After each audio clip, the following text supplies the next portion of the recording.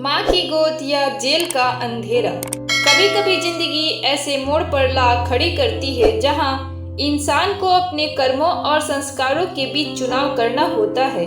यह कहानी है एक ऐसे बेटे की जिसने अपनी गलतियों का एहसास तब होता है जब बहुत कुछ बर्बाद हो चुका होता है। क्या वह माँ की गोद में वापस लौट पाएगा या उसे जेल का अंधेरा निगल जाएगा? माया देवी ने अकेले ही अपने बेटे अर्जुन को पाला। पति की मौत के बाद उसने सफाई का काम कर करके अर्जुन को पढ़ाया। अर्जुन हमेशा अपनी माँ की गोद को सबसे सुरक्षित जगह मानता था। स्कूल में अच्छे अंक लाता था। माँ को अक्सर कहता, एक दिन मैं आपको बड़ा आदमी बना दूंगा माँ। जैसे जैसे अर्जुन बड़ा होता गया, जिंदगी की कठिनाइयाँ भी बढ़ने लगी। कॉलेज की फीस, माँ की तबीयत और घर की तंगी ने उसे अंदर से तोड़ना शुरू कर दिया। इसी बीच उसकी मुलाकात राजा भैया से होती है, जो उसे छोटे मोटे गैर कानूनी धंधों में पैसा कमाने का लालच देता है।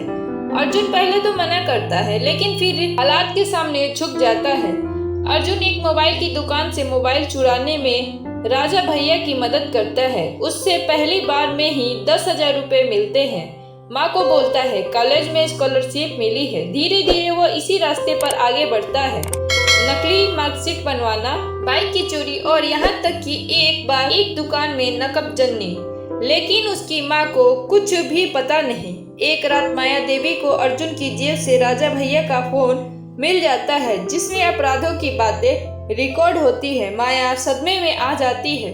माया देवी अर्जुन को बैठाकर कहती है, बेटा मैंने तुझसे कभी ज्यादा नहीं मांगा, सिर्फ इतना चाहा कि तू अच्छा इंसान बने। अगर तुझे जेल जाना पड़ा तो मेरी सांस वहीं टूट जाएगी। अर्जुन भावुक तो होता है, लेकिन अब वो इतना फंस चुका होता है कि निकलना आसान नहीं। राजा भैया अब एक बड़ा डाका डालने की योजना बनाता है। अर्जुन को डर लगता है, लेकिन मजबूरी में वह शामिल हो जाता है। डाका डालते समय पुलिस आ जाती है और भगदड़ मच जाती है। गोली चलती है और एक पुलिसकर्मी घायल हो जाता है। अर्जुन को पकड़ लिया जाता है। माया देवी अर्जुन से मिलने जेल जाती है। अर्जुन रोता है, माँ से माफी मांगता है। माया कहती है, तू आज यहाँ है क्योंकि तूने मेरी ममता की नहीं, लालच की सुनी। अब तुझे अपने कर्मों की सजा भुगतनी होगी। लेकिन वो एक वकील से अर्जुन की जमानत कराती है। कोर्ट उसे सुधार गृह भेजने की आदेश देता है। सुधार गृह में अर्जुन को पढ़ाई का मौका मिलता है। वह फिर से पढ़ना शुरू करता है। उसे अपनी गलती की पूरी तरह एहसास हो चुका होता है। माँ की चिट्ठी उसे हर हफ्ते मिलती है, जिसमें सिर्फ एक ही बात होती है, अब भी लौट आ बेटा, मेरी गोद तुझे इंतजार कर रही है। 3 साल बाद अर्जुन एक बदला हुआ इंसान बनकर घर लौटता है।